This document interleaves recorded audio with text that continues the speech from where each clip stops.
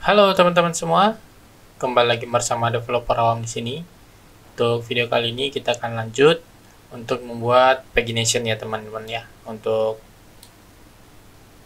di list booknya kita. Karena ketika datanya sudah banyak, ini akan membuat servernya kita akan menjadi makan banyak resource ya teman-teman, karena kita langsung menampilkan semua datanya.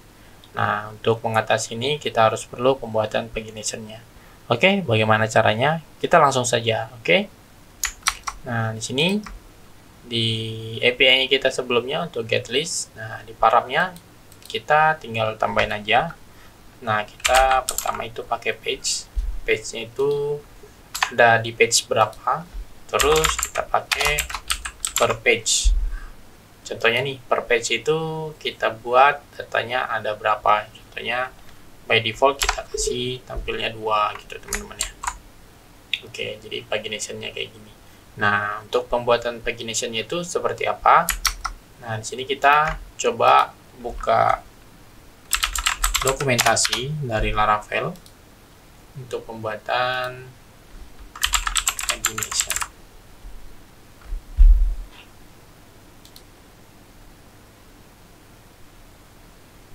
Nah, di sini ada pagination-nya 15 gitu ya, teman-teman.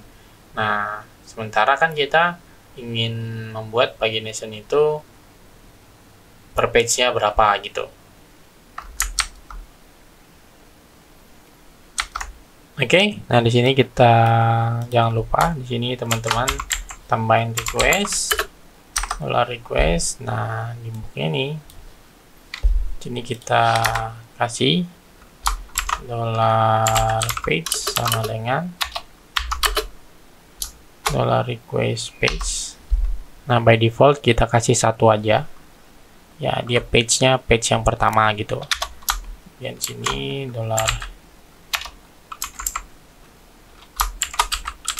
per page-nya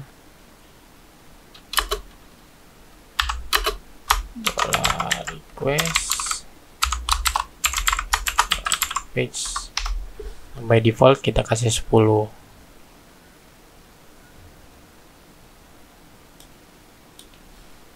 Oke, nah di sini kita kasih paginate-nya per page-nya 10 kayak gini. Oke, per page-nya 10. Jadi ini kita akan tambahin. Oke, nah di sini kita coba menggunakan default dulu, paginate per page-nya 10. Nah, kita respon untuk booknya langsung. Kita akan coba cek dulu. Sini. Nah, current page datanya ini. Nah, kemudian teman-teman boleh lihat di sini udah ada untuk data pagination-nya. Seperti itu. Bagaimana kalau kita contohnya di sini kita buat 1. Ketika kita, berarti page-nya nggak ada ya, ini kita hapus saja page-nya, send. Oke, dia ada 1. Nah, di sini teman-teman boleh cek nih, dia ada book list page kedua gitu. Nah, ini coba kita get.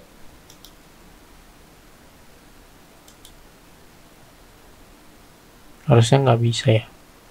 Nah, dia nggak bisa karena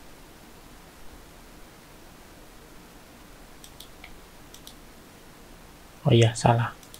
Kita dan save. Nah, ini kan list page-nya kedua.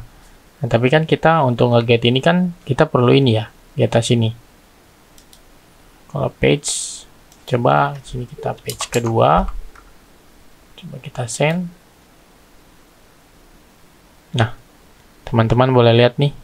Ini current page sekarang ada di current page 2. Sama ini ID-nya sudah yang kedua. Nah, kurang lebih untuk proses pembuatannya seperti itu, teman-teman. Nah, ini ada di page per 1. Kemudian kita mau ke page 2. Nih, page 2 per page-nya 1. Nah, seperti ini. Nah, by default ini untuk data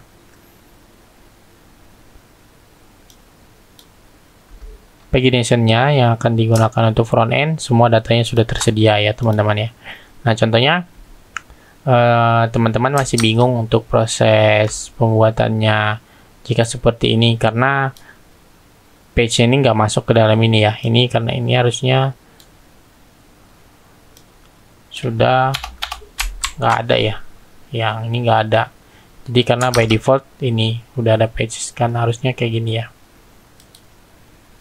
Dia page kedua, kalau kita ke page 1, nah seperti ini gitu. Nah tapi kan ini teman-teman mungkin bingung ya, di sini udah ada, kenapa sih by default ada ini, gimana kalau dia by default seperti ini gitu. Get. Nah by default dia ngambil data yang sudah kita set di sini. Nah kalau dia nggak ada ngirim data per page, nah by default dia ngambil 10 data. Teman-teman boleh lihat di sini nih, per page-nya dia ada 10, seperti itu teman-teman. Nah mungkin agar lebih teman-teman mau lebih gampang lagi, kita boleh menggunakan limit offset gitu teman-teman.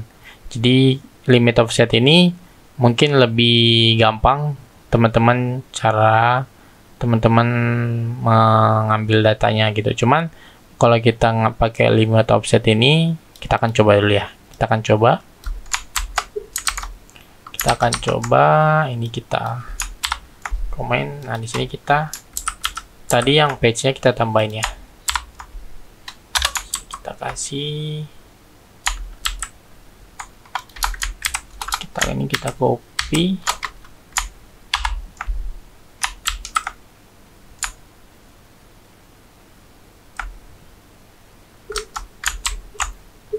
Gimana kalau simple page kayak gini? Apakah bisa?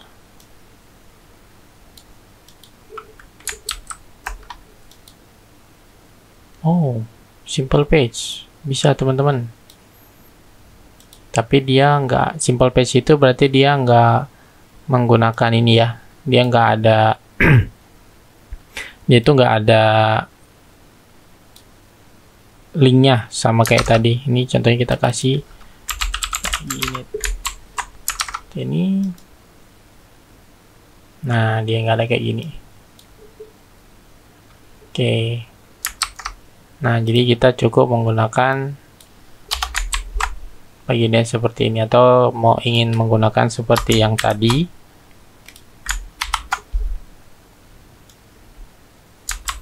nah limit offset seperti ini.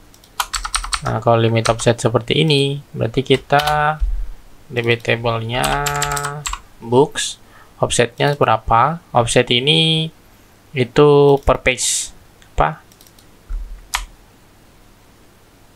Offset itu limit offset itu berarti dia ada di angka 10 itu teman-teman, limitnya 5. Berarti untuk membuat offset dia ada di page berarti dolar offset itu, nah dia ada di page berapa dikurang 1 dikali per page.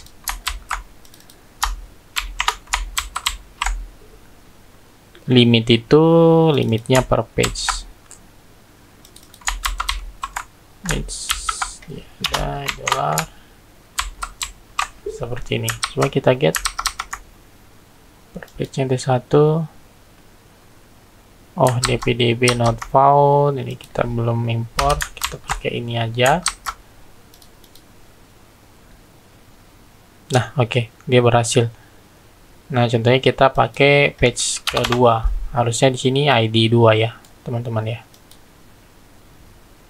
Tuh benar, ID yang kedua. Di sini contohnya per page-nya kita kasih 2. Page kedua harusnya kosong, page kedua nggak ada. Nah karena datanya cuma ada 2, dia hanya ada di page pertama. Nah seperti ini. Tapi kalau teman-teman menggunakan ini, dia nggak ada pagination-nya gitu teman-teman. Nah jadi teman-teman bebas ingin menggunakan yang mana. Ini kita coba pakai tadi, ini bisa pakai